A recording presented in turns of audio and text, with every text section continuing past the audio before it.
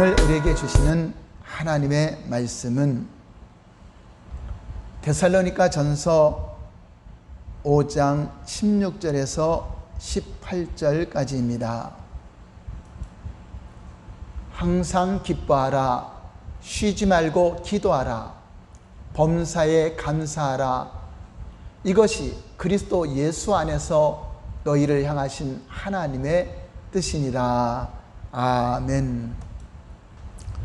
오늘 말씀은 억만 번이라도 라는 제목으로 은혜를 나누겠습니다. 하나님은 생명의 근원이십니다. 하나님의 뜻을 이루기 위하여 천지를 창조하시고 하나님의 형상대로 사람을 창조하시고 생명을 부여해 주셔서 하나님의 뜻과 목적을 이루도록 이 땅에 사람을 만들어 놓으셨습니다. 사람은 떡으로만 사는 존재가 아니라 하나님 입으로 나오는 말씀으로 살도록 지음받았기 때문에 하나님은 최초의 사람 아담에게 하나님의 말씀을 명령으로 주셨습니다. 그러나 아담과 하와의 범죄로 인하여 하나님 말씀을 거역하고 범죄함으로 하나님을 떠나게 되었고, 그러므로 말미암아 영적인 죽음이 오게 된 것입니다. 그래서 아담 이의 모든 사람들은 생명에서 떠나 사망 가운데 세상에 태어나게 되는 것입니다. 저와 여러분들이 예수님을 믿기 전의 상태도 죄와 허물로 죽었던 우리의 영혼을 예수 그리스도로 말미암아 다시 살게 되었다고 하는 것입니다. 에베소 4장 18절을 보시면 그들의 청명이 어두워지고 그들 가운데 있는 무지함과 그들의 마음이 굳어짐으로 말미암아 하나님의 생명에서 떠나 있도다. 그렇습니다. 예수 그리스도를 믿기 전에 세상 가운데 살아갈 때는 우리의 영혼이 하나님의 생명에서 떠난 상태라고 하는 것입니다. 또한 하나님을 섬겨야 될 사람이 마음의 온갖 우상들을 섬기고 살아왔습니다. 의의 종이 아니라 죄의 종으로 살게 되었습니다. 또한 하나님의 진노를 받는, 본질상 진노의 자식이 되어서 영원한 형벌을 받게 되었다고 하는 것입니다. 그리고 하나님과 원수된 관계였다고 성경은 말하고 있습니다. 에베소 2장 3절을 보시면 전에는 우리도 다 그 가운데서 우리 육체의 욕심을 따라 지내며 육체와 마음에 원하는 것을 하여 다른 이들과 같이 본질상 진노의 자녀이었더니, 그렇습니다. 우리는 이런 저주 가운데 있던 우리였습니다. 그러나 하나님께서는 은혜를 베풀어 주셔서 생명의 주이신 예수 그리스도를 보내주셨으며 우리에게 예수 그리스도를 믿음으로 말미암아 영생, 생명을 얻는 유일한 길을 보여주신 것입니다. 그리고 하나님과 원수됐던 우리를 다시 친밀한 관계로 하나님의 자녀의 신분으로 회복해 주신 것입니다. 우리의 모든 죄와 허물을 예수님의 십자가의 보혈로 말미암아 대속이 되었고 속죄가 되어서 우리를 값없이 의롭다함을 받게 하신 것입니다. 이제는 우리가 우상을 숭배하지 않고 오직 살아계신 하나님, 참된 하나님, 창조주이신 하나님을 아버지로 믿고 섬기고 있으며 하나님을 경외하며 살아가게 되었던 것입니다. 우리는 이제 진노의 자식이 아니라 평화의 아들이 되었고 원수가 아니라 친구처럼 친밀한 관계가 되었다고 하는 것입니다. 이제는 죄의 종이 아니라 의를 행하며 살아가는 의의 종이 되었음을 우리에게 선포해 주셨습니다. 지금 우리 안에는, 저와 여러분들 안에는 하나님의 의와 생명으로 가득하게 충만하게 들어와 계심을 믿으시기 바랍니다. 그러므로 우리는 억만 번이라도 하나님 앞에 감격하며 감사하며 충성하며 기뻐해야 된다고 하는 것입니다. 첫 번째, 억만 번이라도 용서하라. 그러므로 하나님은 우리에게 원수를 이해하고 용서하고 사랑하라는 것입니다. 여러분의 원수가 멀리 있는 것이 아닙니다. 가장 가까운 부모, 형제일 수도 있고 친구일 수도 있고 교인일 수도 있다고 하는 것입니다. 예수님은 구원받은 우리에게 원수를 사랑하고 죄를 진 자를 용서하되 70번씩 7번까지를 용서하라는 것은 억만 번이라도 용서하라는 말씀입니다. 왜입니까? 내가 먼저 억만 가지 죄악을 용서받고 억만 가지의 은혜를 받았기 때문입니다. 태산 같은 나의 죄와 허물을 용서받은 큰 은혜를 받은 자가 바로 저와 여러분이라고 하는 것입니다.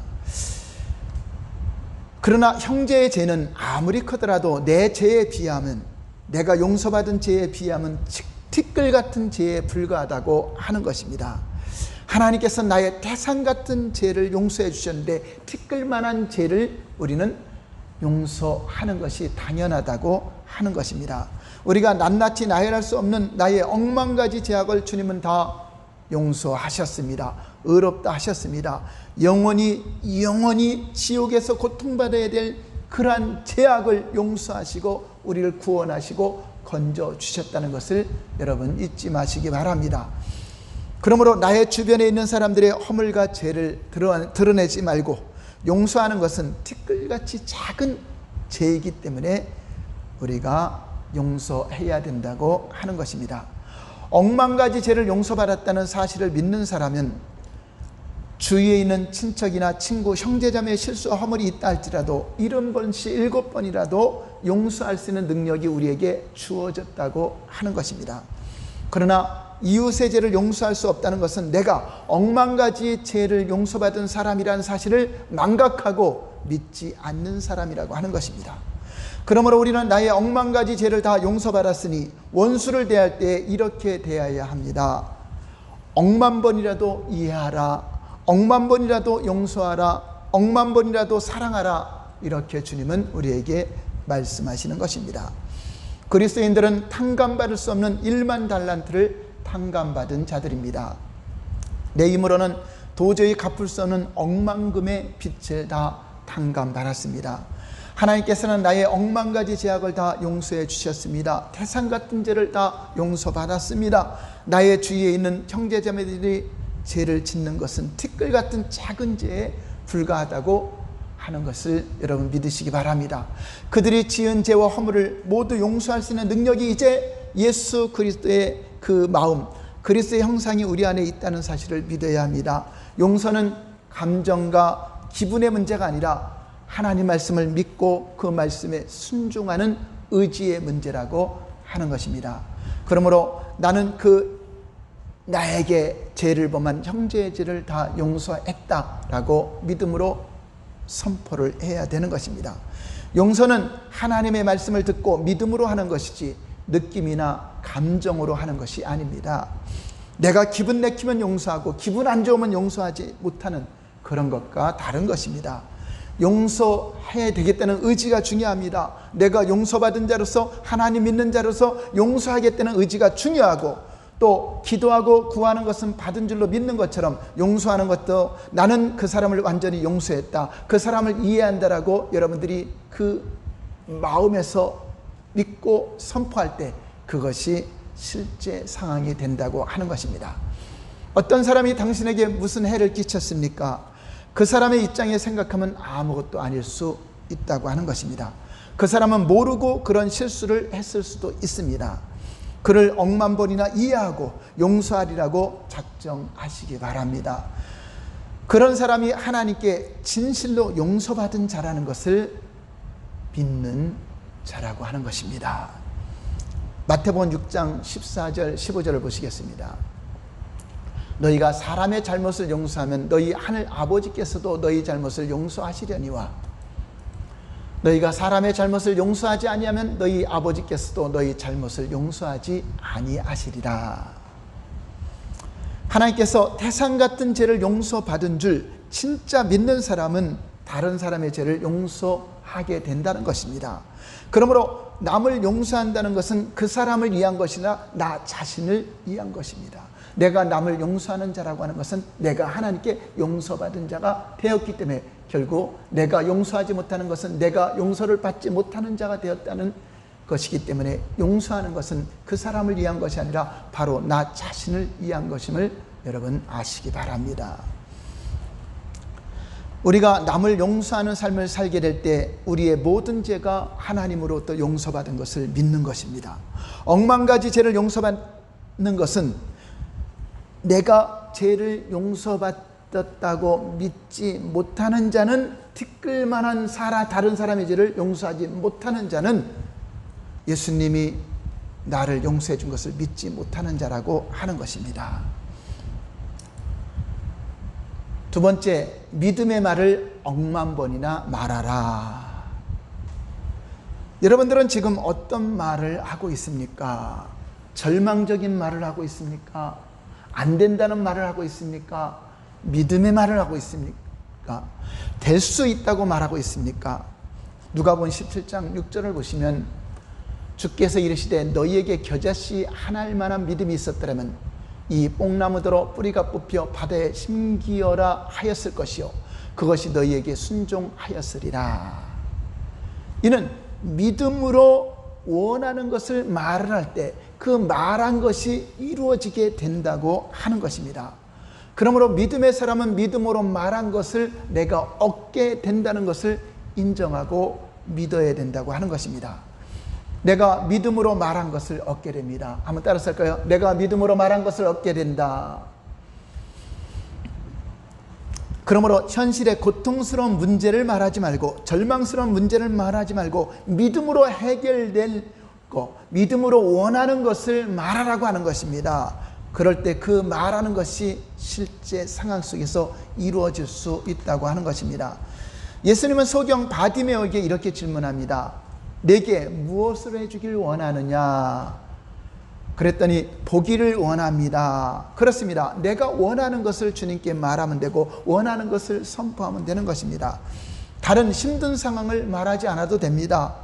힘든 환경은 내가 말한 대로, 긍정적으로 말한 대로 해결될 줄로 믿고 말한 대로 이제 변화가 되게 될 것입니다. 절망적인 현실을 말하지 말고 믿음의 말, 내가 원하는 것이 무엇인지 말하면 된다고 하는 것입니다. 암울한 현상과 현실이 아닌 믿음의 말을 억만 번이라도 말하라고 하는 것입니다. 하나님은 이렇게 우리가 말하는 것을 듣고 시행하시는 분이십니다. 민수기 14장 28절 보겠습니다. 그들에게 이르기를 여호와의 말씀에 내 삶을 두고 맹세하노라. 너희 말이 내 귀에 들린 대로 내가 너희에게 행하리니. 그렇습니다. 믿음으로 말한 대로 될 줄 믿고 억만 번이라도 당신이 원하는 것을 말하시기 바랍니다. 믿음의 말대로 된다는 것을, 하나님께서 귀에 들린 대로 이루신다는 것을 믿으시고 믿음의 말을 선포하시기 바랍니다. 여호수아와 갈렙처럼 원하는 믿음의 말만 하면 되는 것입니다. 12명의 정탐꾼 중에 10명은 부정적인 말을 했습니다. 부정적인 말대로 가나안 땅에 못 들어갈 것을 말했습니다. 그 말대로 못 들어가게 됐습니다. 그러나 여호수아와 칼렙은 자신을 메뚜기처럼 스스로 낮추지 않고 태생 같은 믿음으로 하나님이 우리와 함께 하시면 저들은 우리의 밥이다, 능히 취하리라 라고 믿음의 말을 선포했더니 그 말대로 되게 하셨던 것을 우리는 역사적으로 볼 수 있습니다. 따라서 하겠습니다. 사람은 말한 대로 살아간다. 사람은 말한 대로 살아간다 하는 것입니다. 그러므로 우리는 억만 번이라도 믿음의 말을 하시기를 예수님 이름으로 축원합니다. 세 번째는 억만 번이라도 나는 부유하다라고 말하라 하는 것입니다. 하나님은 믿는 자에게 재물 얻는 능을 주셨으니 억만 번이라도 나는 부유하다라고 말하라고 말씀하고 있습니다. 하나님께서 우리를 이미 부유케 하셨습니다.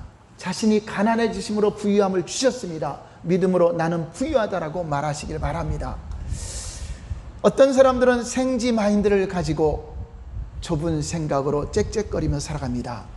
그러나 어떤 사람들은 사자 마인드를 가지고 밀림의 왕처럼 왕의 마인드로 살아갑니다. 생쥐는 아무리 열심히 일해야 쓰레기 더미를 뒤지며 어지럽게 하며 살아가는 존재입니다. 그러나 사자는 큰 꿈을 가지고 느긋하게 행동합니다. 그리고 목표가 나타나면 그 목표를 향하여 질주합니다.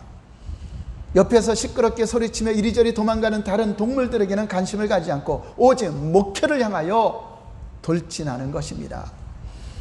그리고 목표물을 잡고 나면 느긋하게 잠을 자며 먹고 사는 것에 걱정하지 않고 편안하게 쉼을 가지고 살아갑니다.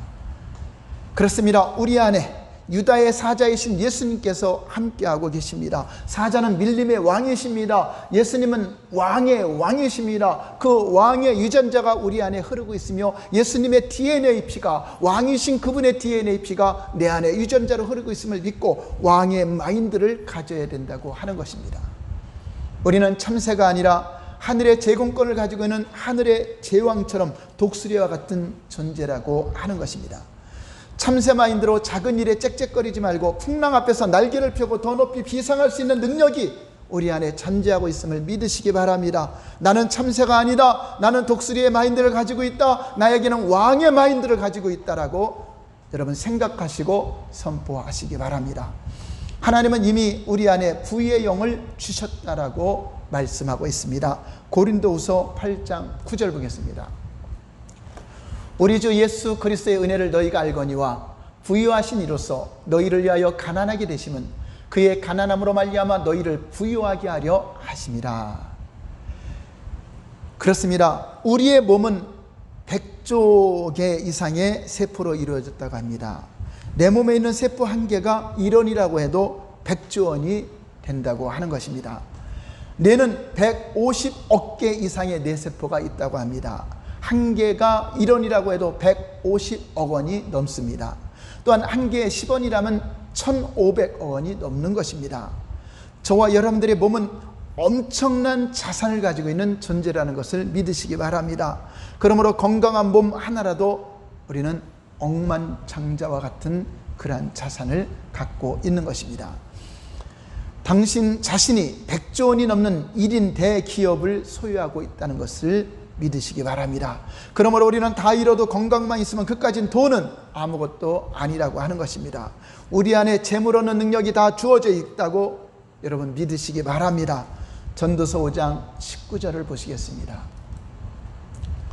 또한 어떤 사람에게든지 하나님이 재물과 부요를 그에게 주사 능히 누리게 하시며 제 몫을 받아 수고함으로 즐거워하게 하신 것은 하나님의 선물이다. 그렇습니다. 하나님은 재물 얻는 능력을 우리에게 어떤 사람에게든지 다 주셨고 부요를 주셔서 누리게 하신다라고 말씀하고 있습니다. 이것은 우리의 어떠한 행위나 노력보다도 우리 손으로 하는 모든 일에 하나님의 선물로 은혜를 주신 것입니다. 그러므로 재물 얻는 능력은 우리의 힘으로만 주어지는 것이 아니라 하나님의 선물임을 믿고 구하여 누리시기를 예수님 이름으로 축원합니다. 네 번째, 억만 번이라도 감사하는 마음으로 봉사하라. 저와 여러분들은 지금 세상에서 또는 교회에서 어떤 봉사를 하고 계십니까? 저와 여러분들이 태산 같은 큰 은혜를 받았고 그에 비해 티끌 같은 봉사의 기회를 하나님께서 우리에게 허락해 주심을 믿으시기 바랍니다. 예수님은 종으로 섬기기 위해서 오셨습니다. 그리고 자기 몸을 내어주어 십자가에 죽기까지 우리를 섬겨주셨습니다. 그리고 우리에게 티끌같이 작은 봉사의 기회를 주셨습니다.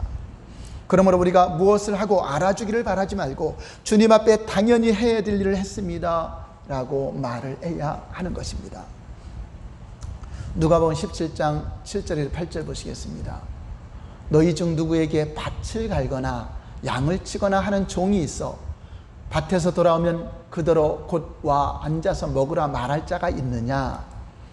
도리어 그더러 내 먹을 것을 준비하고 띠를 띠고 내가 먹고 마시는 동안에 수종 들고 너는 그 위에 먹고 마시라 하지 않겠느냐?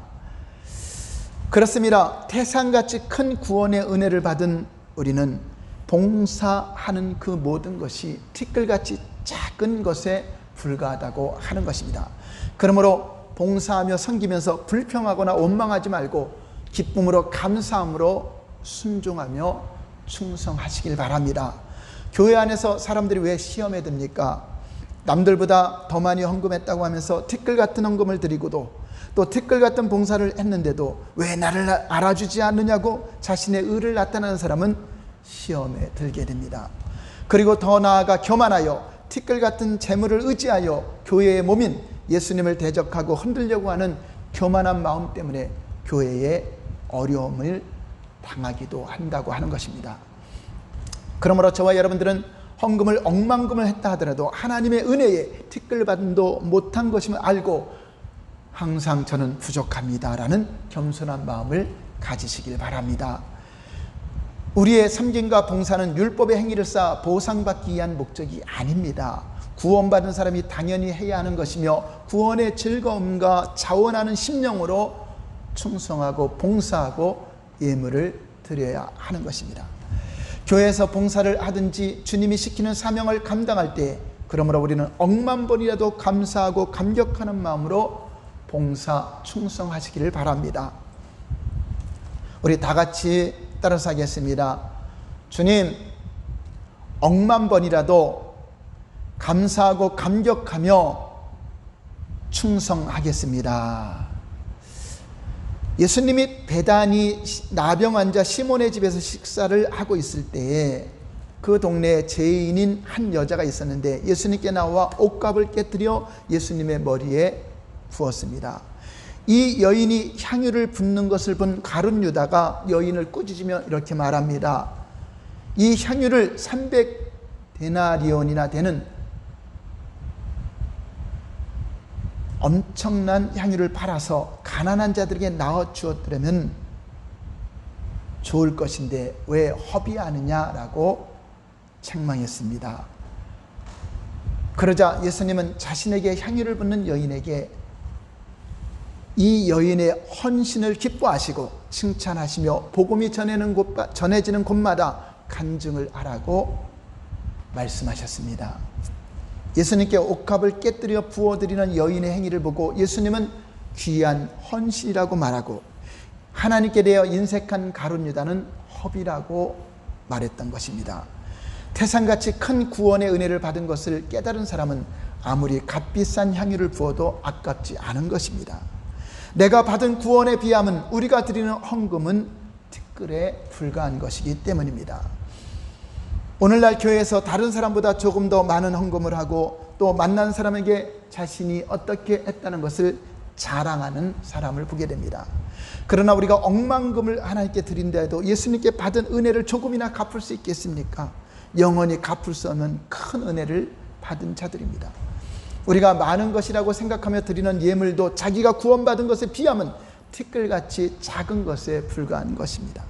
그러므로 우리는 하나님께 아무리 많은 것을 드린다 해도 티끌 같은 것이기에 자랑할 것이 없는, 하나도 자랑할 것이 없는 자라고 하는 것을 여러분 알아야 됩니다. 우리가 드리는 예물도 하나님께서 우리에게 맡겨주시는 것의 일부분이고 하나님 것을 하나님께 드리는 것뿐입니다. 다섯 번째는 억만 번이나 항상 감사하라 하는 것입니다. 여러분들은 얼마나 감사하며 살아가고 있습니까? 태산 같은 은혜를 선물로 받았으니 우리는 억만 번이라도 감사해야 하는 그런 존재라고 하는 것입니다. 우리는 주님으로부터 억만 가지 은혜를 다 받았으니 억만 번 감사하는 것이 마땅한 것입니다. 은혜를 받은 것을 시인하고 그냥 받아들이면 되는 것입니다. 예수님이 말씀하시면 그대로 다 됩니다. 우리에게 내가 채찍에 맞음으로 너희 모든 병이 나았다 하면 현상과 상관없이 나았음을 믿고 나는 예수님으로부터 건강을 받았다라고 말하며 억만 번이라도 감사하는 말을 해야 하는 것입니다. 예수님이 말씀하시면 계산하지 말고 따지지 말고 그냥 받았다고 믿고 시인하면 되는 것입니다. 나는 예수님께서 이미 죄에서 자유를 주셨다, 의롭다 하셨다, 자유케 하셨다, 건강을 주셨다, 지혜를 주셨다, 부유케 하셨다고 내 생각이 아닌 주님의 말씀을 듣고 믿고 시인하는 말을 하면 된다고 하는 것입니다. 그러므로 마음으로만 감사하는 마음을 갖지 말고 입술로 표현하시기 바랍니다. 억만 번이나 감사합니다. 항상 감사하라 하는 것은, 범사에 감사하라 하는 것은 억만 번이라도 하나님께 감사하는 말을 하고 모든 삶에 감사를 표현하라고 하는 것입니다.